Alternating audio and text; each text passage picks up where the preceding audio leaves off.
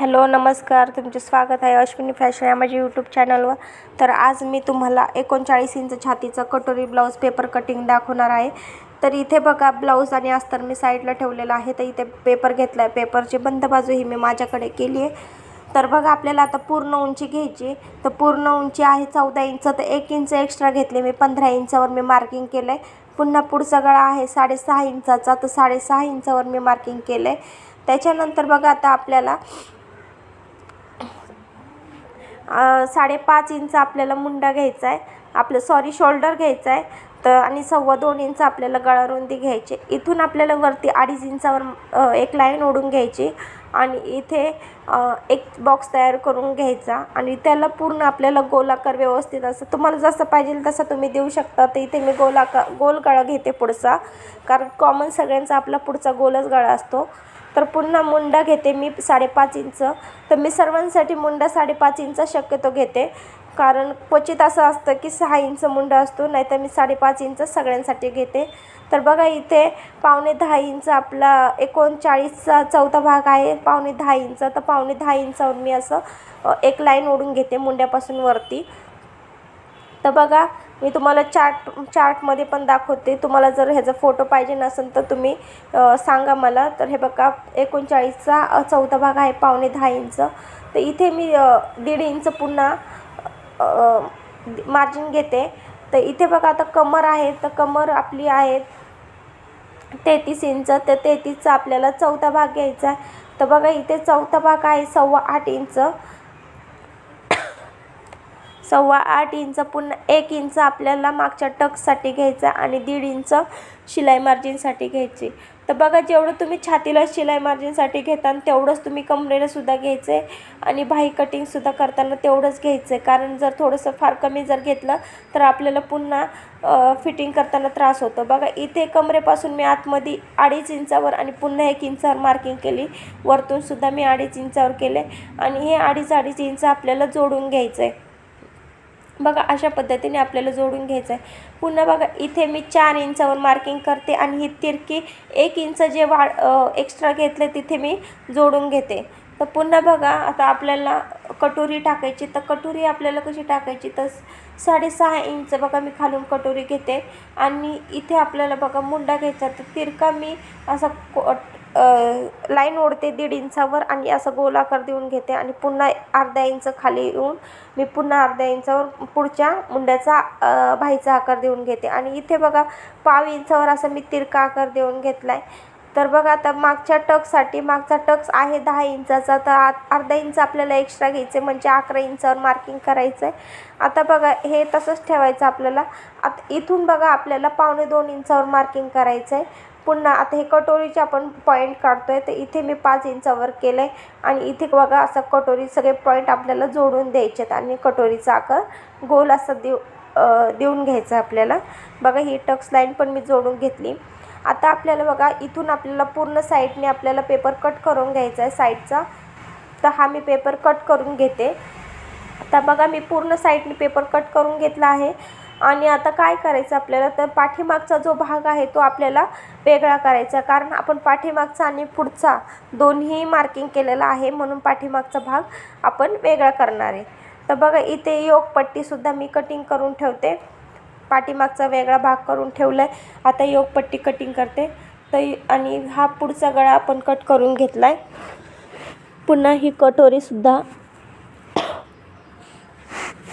आणि हा आपल्याला मागचा मुंडा कट करून घ्यायचा, कारण आपण पाठीमागच्या भागामध्ये मागचा मुंडा तसंच ठेवला आहे, तर पुढच्या भागामध्ये फक्त आपल्याला पुढचा मुंडा ठेवायचा। तर हे सगळं आपल्याला तयार आहे। तर आपल्याला आता फक्त कटोरी आणि बाहेर राहिली आहे। तर कटोरी वाढवण्यासाठी बघा इथे मी पेपर घेतला आहे आणि आहे तशी कटोरी मी मार्किंग करून घेतली बघा, आणि टक्स पॉईंट आहे ना ते सुद्धा आपल्याला मार्किंग करून घ्यायचं आहे। तर बघा व्यवस्थित इथून आपल्याला एक लाईन ओढून घ्यायची, टक्स लाईन जोडून घ्यायची आणि इथून बघा जे आपण कटोरी जोडणार आहे तिथून आपल्याला 1/2 इंच असा गोलाकार देऊन घ्यायचा आहे। बघा शिलाईसाठी, फक्त शिलाईसाठी आपल्याला, तुम्हाला जर अर्धा इंचाची शिलाई घ्यायची असेल तर तुम्ही अर्धा इंच घेऊ शकता।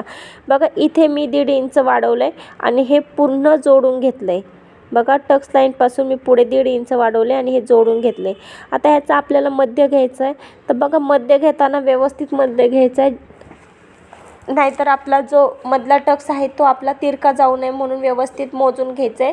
दोन्ही साईडला सेम आलं आहे का ते बघायचं आहे पहिल्यांदा.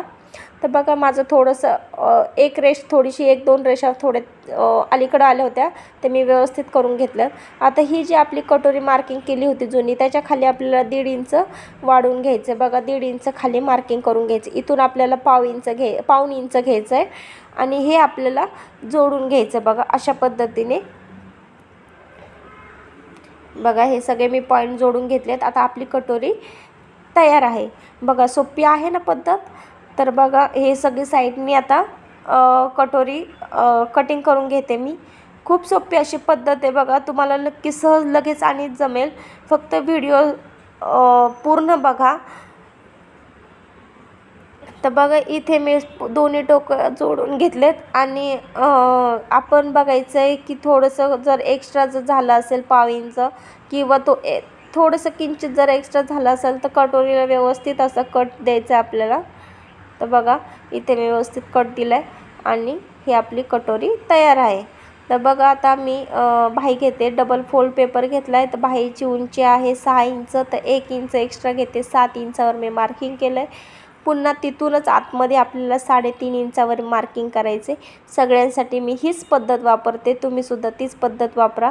तर बघा 39चा आपल्याला 5वा भाग घ्यायचा आहे. तर बघा जेवढा 5वा भाग आहे तेवढंच आपल्याला घ्यायचं आहे. तर तुम्हाला मी ह्याच्यामध्ये पण दाखवते, चार्टमध्ये पण दाखवते. 1 मिनिट. हे बघा इथे 39चा आपल्याला 5वा भाग घ्यायचा आहे. बघा तुम्ही 5वा भाग आहे 8 इंच. तर मी 8 इंचावर बघा मार्किंग करते.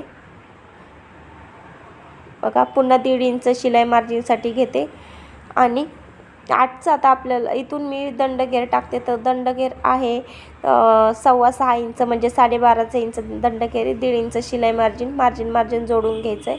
आता आपल्याला बघा ह्याचा मध्य काढून घ्यायचा 4 इंच आणि इथूनसुद्धा आपल्याला 4 इंच घ्यायचं आहे आणि हे 3.5 इंच घ्यायचं. आता 1-1 इंचावर आपल्याला मार्किंग करायचं आहे आणि इथे मी मागचा भागाचा बाहीचा आकार देऊन घेते आणि इथे पुढच्या बाहीचा आकार देऊन घेते आणि आता आपली बाहीसुद्धा तयार आहे.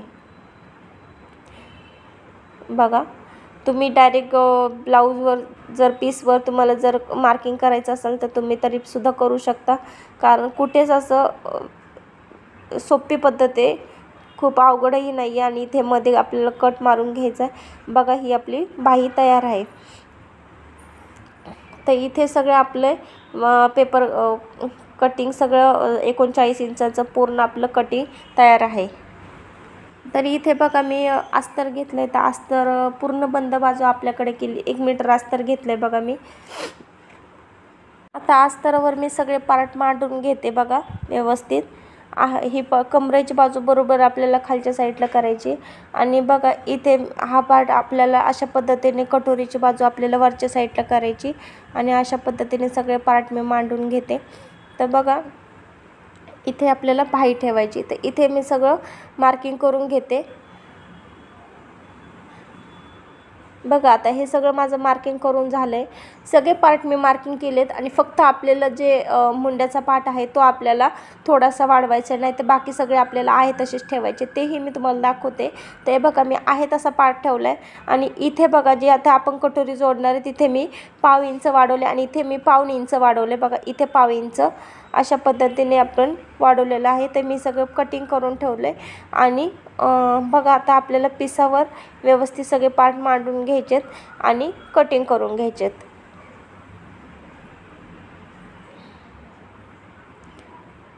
तर बघा मी सगळे आहे तसेच पार्ट मांडून घेते. आता आपल्याला जे आपलं साडीतला पीस आहे जो अस्तर फक्त आपल्याला वाढवायचं आहे, बाकी आपल्याला साडीतल्या पिसामध्ये आहे तसंच कटिंग करायचं आहे.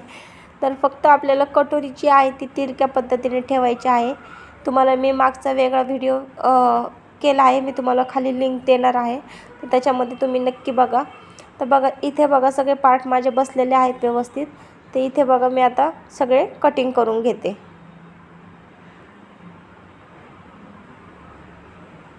बघा अशा पद्धतीने 1.5 इंच आपल्याला एक्स्ट्रा ठेवून कटिंग करायचं आहे, जेणेकरून आपल्याला नंतर बघा हे सगळं मी कटिंग करून ठेवलं आहे आता सगळे पार्ट कटिंग करून झालेत. तर तुम्हाला हा व्हिडिओ माझा कसा वाटला नक्की कमेंट करून सांगा. लाईक करा, शेअर करा, सबस्क्राईब करा. धन्यवाद.